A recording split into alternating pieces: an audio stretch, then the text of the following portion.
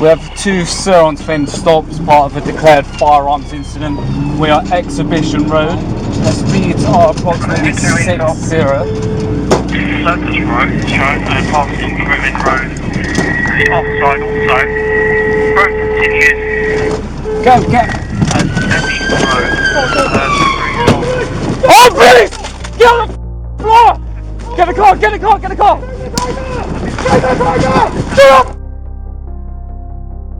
Reverse exclusive robbery, inspector offensive weapon. A block of flats, stand by. Could have killed us, could have killed a member of the public, and you're out here robbing people. Oh, shut up! What's with the tin foil for there? I don't know, you must come to my house to cook.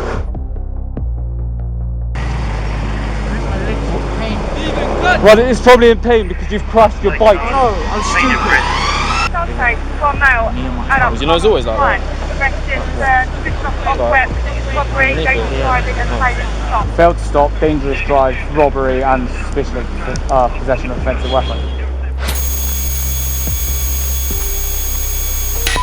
Stand by, come off. Stand by, I'm not sure what he hit there. It looks like roadside furniture, postbox of some description.